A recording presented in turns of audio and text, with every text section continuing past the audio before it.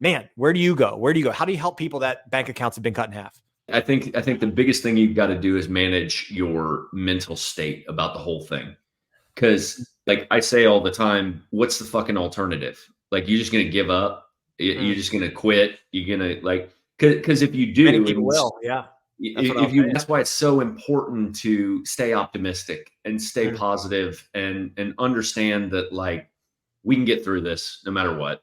I mean, it is what it is. How do you find the will to fight back against a world that wants to keep you sedated, average, and stuck in place? Join us for the tools and strategies you need to create a life of abundance, discipline, and high achievement. This is the Tactical Empire with Jeff Smith.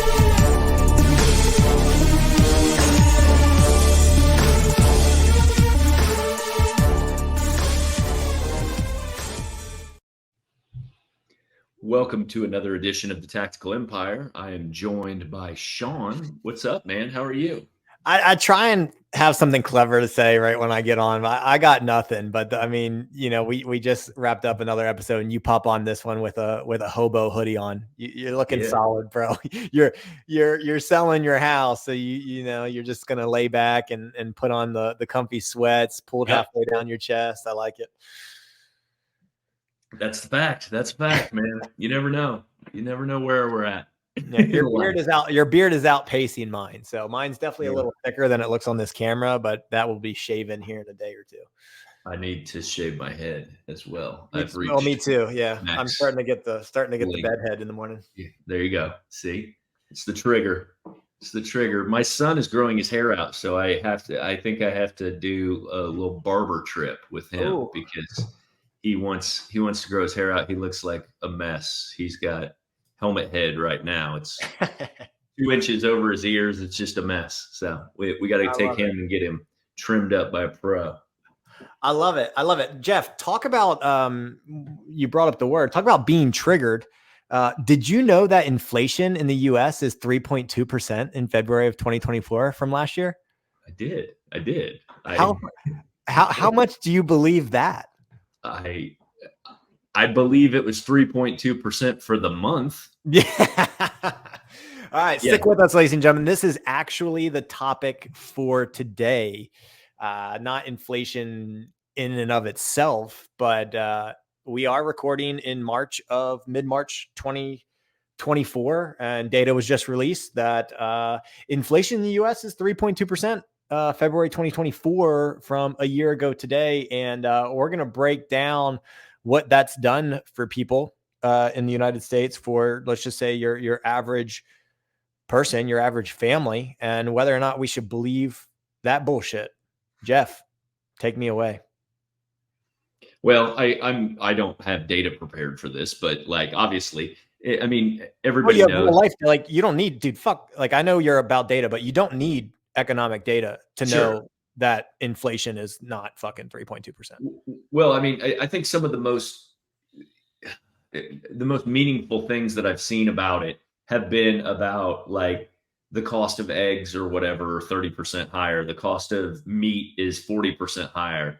Like your regular staples on that you need just to get by on a daily basis are somewhere between 25 and 50% higher, which is substantial. I think I've said on one of these podcasts, I read a story a couple weeks ago about just all in the year in 2023, just operating on a regular, not changing anything, was costing people like an extra $11,000. So you're talking about post-tax money. That's a lot of money. And so like it's an extra $1,000 a month, right? And so like who's got that just sitting around to throw at their normal day-to-day purchases? Like that's not extravagant lifestyle stuff that they're increasing their value in their lifestyle spend. Like that's just normal. So I mean, yeah, I think people need to be paying a lot more attention to it because as quickly as it's went this time, if it continues, like it's going to be a hockey stick on how fast hyperinflation can happen. Mm-hmm. Yeah, I mean, I'm just going to go back to basics. It's like I really don't care what they're putting in the headline. When you look at what pretty much the majority of the country has to pay for on a regular basis, and people aren't buying new homes on a regular basis, but the people trying to get into the market, the house pricing, the mortgage payments Mhm. on similar homes from a year ago or 2 years ago is just outrageous. So I don't know how people are buying new homes, especially if they're getting into it. Of course, they can put less money down, but it's just not where I'm at. It's just not feasible. I'm glad I got into my house a couple years back. So, but outside of someone's mortgage that they own the property, I mean, you're looking at rents are inflating, car prices are higher, gas prices are higher, food at the grocery store is higher, every type of insurance is higher. And staying in hotels is higher, staying in Airbnbs is higher. And yeah, oh, well, someone doesn't have to take a vacation. Well, yeah, we only have 77 years to live. So people should be able to take a vacation and not sacrifice that just because they have to be able to afford their grocery bill, man. I just, I'm coming at this from my side, and I worked my tail off in my 20s, and I do have a financial runway and I have investments.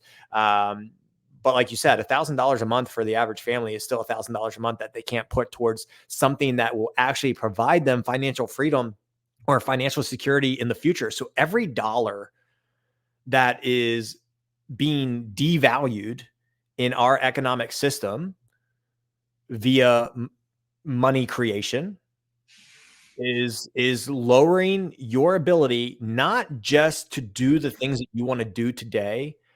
It is literally, in my opinion, Jeff, removing people's ability to be financially secure and ultimately financially free. And I'm not just talking like, oh, you can be financially free in your 40s. I'm saying you're not ever going to be able to stop working.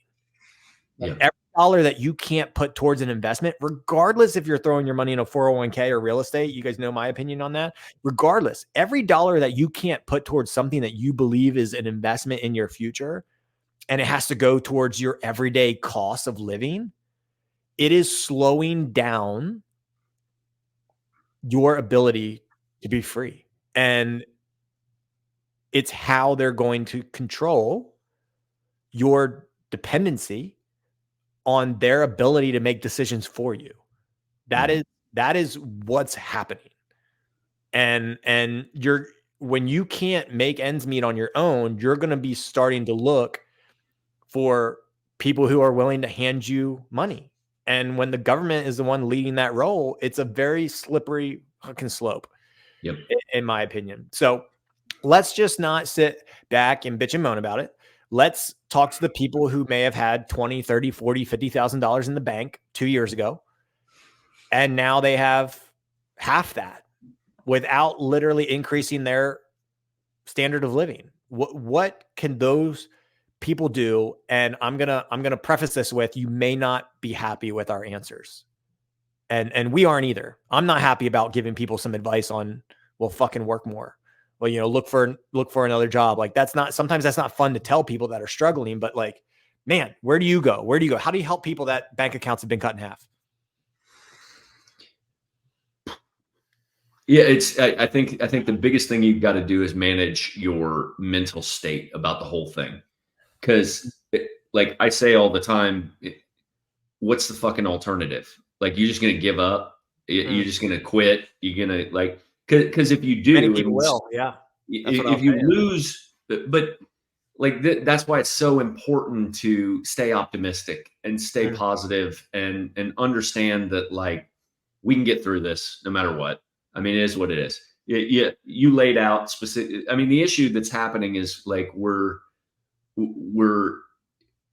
in the midst of a really powerful fascist undertaking, which means the definition of fascism is when the government partners with giant corporations and then it implements laws that are benefiting the giant corporations. And that's what's been happening, right?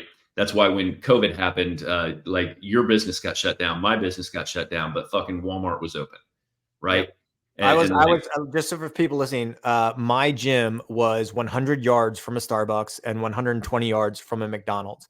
And my gym that focused on keeping people healthy was shut down while the lines were wrapped around both of those buildings on a daily basis, Starbucks and McDonald's on a daily basis. And then I'm 2 miles from Home Depot and Lowe's.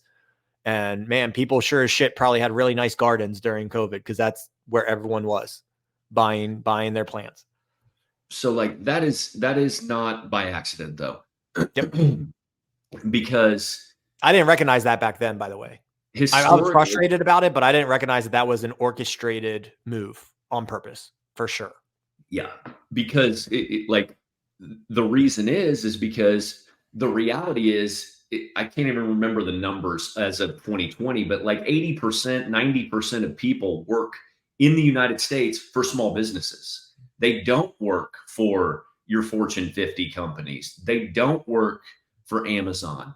Even though people think that that's who employs everybody, they really don't.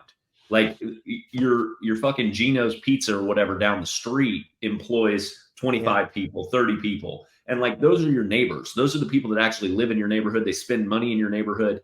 Like, and with the ability to create an entrepreneurial venture, whether it's landscaping or something like that, you get a lawnmower, you go out with your buddies and you hire a few people, like you can create your own pathway that way. You are not beholden to anybody else. You don't have to listen to the mandates or the dictates from like your boss, if you will, necessarily, because you can just go to the next company. When you work for a small business, there's one down the street that is a competitor or the same type of thing, right?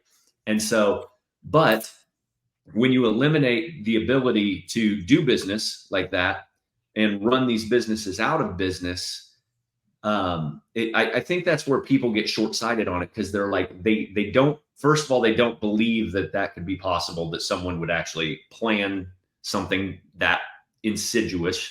And then two, they also believe that they're sitting there like, well, yeah, it would be nice, but he walked away with $15 million or something.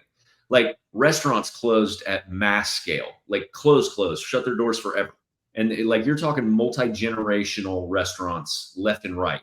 And so what that had done is 70 years ago, somebody's grandfather's grandfather started a restaurant, right? And then he has since employed fucking 600 family members. And how many houses, bought how many houses, bought how many babies, like all this stuff. And now that thing closes. And like, from a perspective of somebody looking in, they may be like, well, the Smiths still left with, they walked away with $35 million, but it doesn't matter, because the day that stopped, the spigot turned off.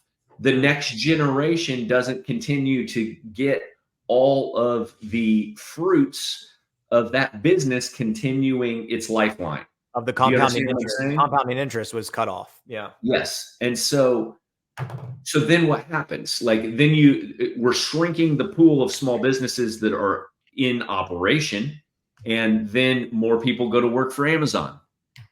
And then, so if they shove all these people into these dummy jobs where they don't have to do anything, and then we could talk about AI, but that's a whole nother conversation. But at the end of the day, if giant corporate arms, do they do what their business tells them to do? Do they believe what their business tells them to believe? Do they wear a mask where their business tells them to wear a mask?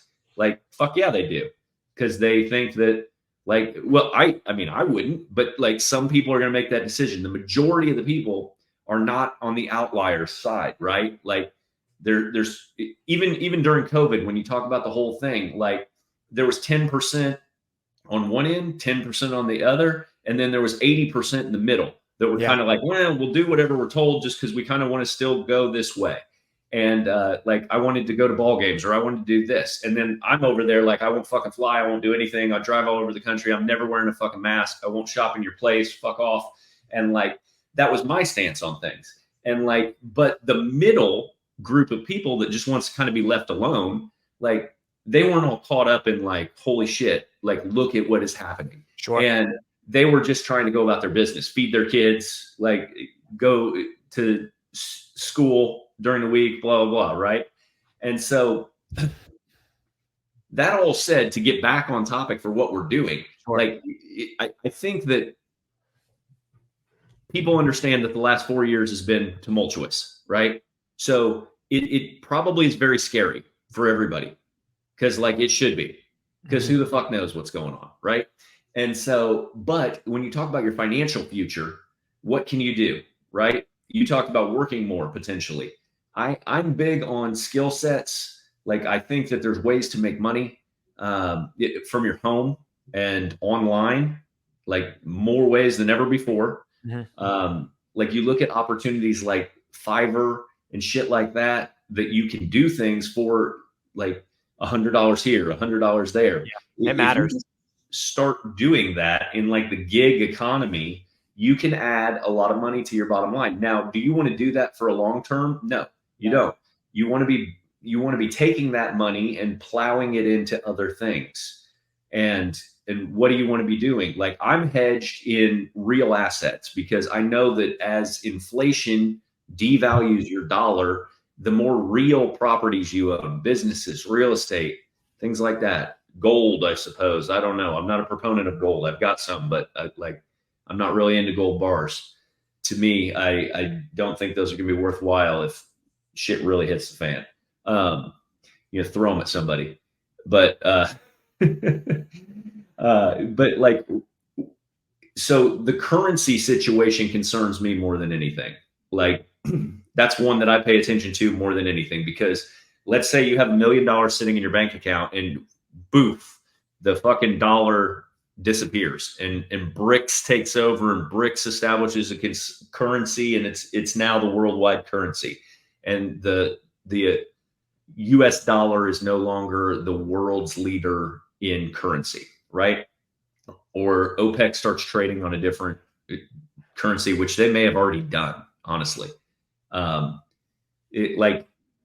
What that does is it devalues the money that's in your bank account. So any cash that you have on hand could go to not zero, but pretty close. Now, if you have these other assets and you're hedged in real estate and other things, those businesses and real estate and things like that are going to hold value.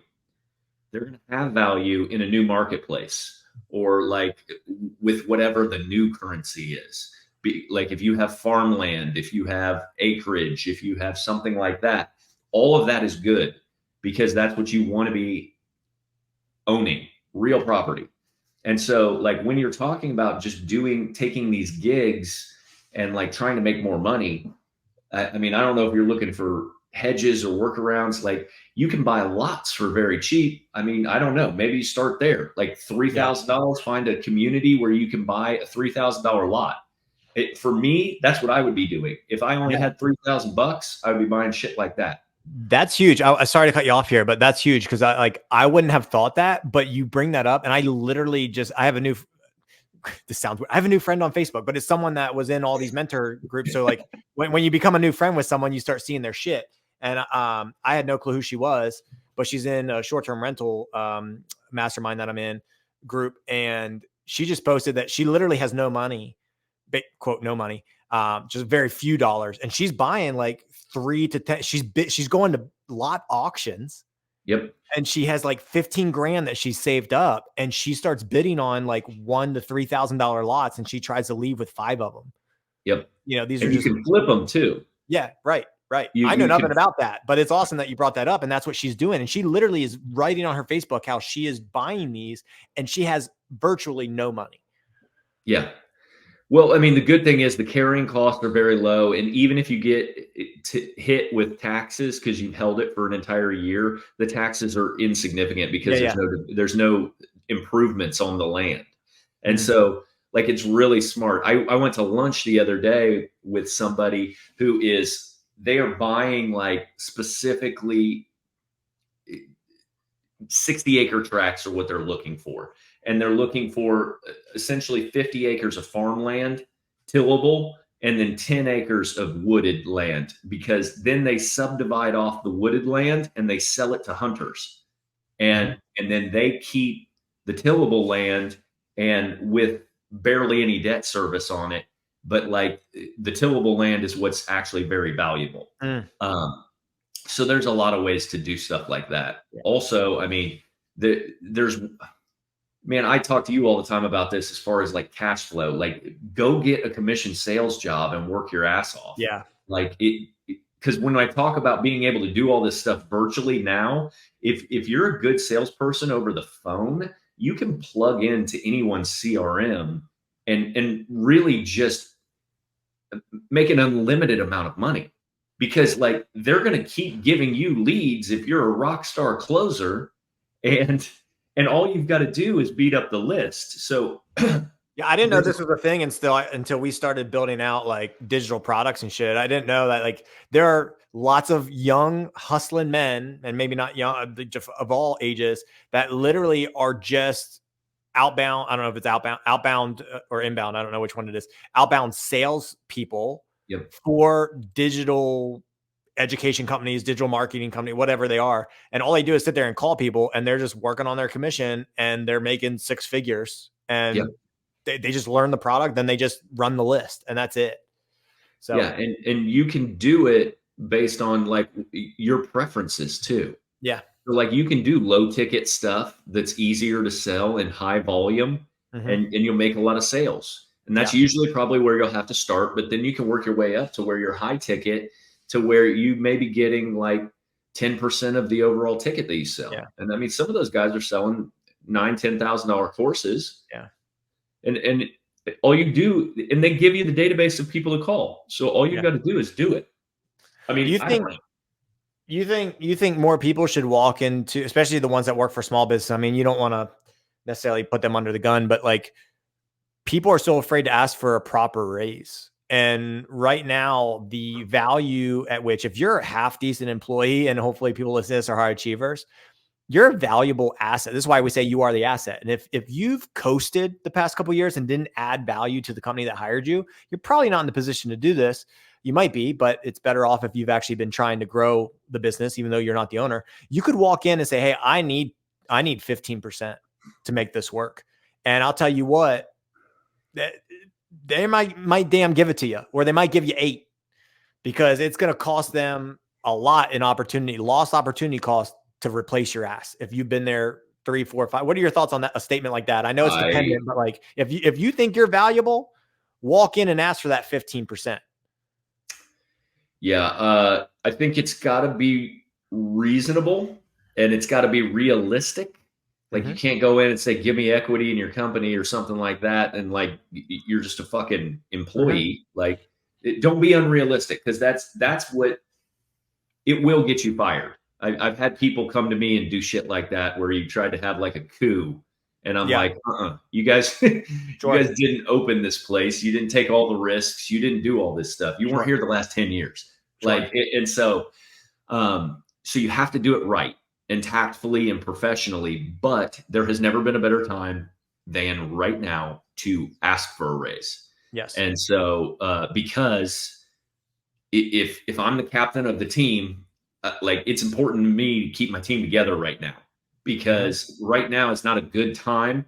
It's a weird double-edged sword, because it is a good time. I'm going to say this: it's not a good time to be out in free agency. Now, there's a lot of people out there though, so like there are A players like that are looking for places to land, but overall, by and large, employers don't want to lose great employees right now, because they're really hard to backfill, and it's always a risk. Because if you've got 14 years experience or whatever, and you're doing a great job, I would much rather give you another $850 a month. That's right. Which is like a $10,000 raise or whatever, right? I would rather give you that than go look for a new employee. So if it's a reasonable ask and you go about it the right way, you should do it. 100%. Well, that's gonna be a standalone topic, because I think that's very tactical. I think that's very valuable. Just to circle back, I led with some answers that may not be sexy, but I don't want to put all the blame on let's just say the government if your bank account was 50 and it's down lower than that, because if you're recognizing that at this point 2 years later, like you're in a very reactive state, you should have been more proactive. So the lesson to be learned here is like you guys need to have your eyeballs on your money. You need to be a steward of money. talk about, we mentor small business owner. It's like the cool thing about small business owners, we can be very flexible. We can move quicker than these corporations. And so when you have your eyeballs on the dollars, you can make real-time adjustments. And so, yeah, the non-sexy answer is like, sometimes you need to reassess and start cutting some shit out. You can't cut yourself to wealth, but you need, if you're struggling right now, you need to create a delta somewhere.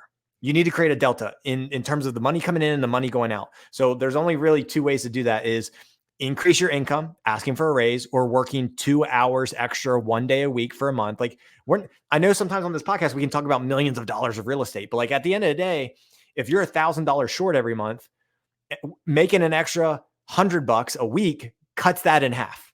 And then you cut out some expenses that gets a little frivolous and eating out every Friday night.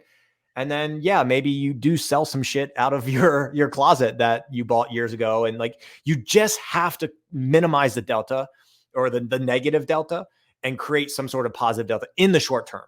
I know that's not the sexy answer, but in the short term, you got to do what you need to do to protect your family. And then in the long term, you have to do exactly what we preach on every other podcast episode, which is increase your value and increase your skill set.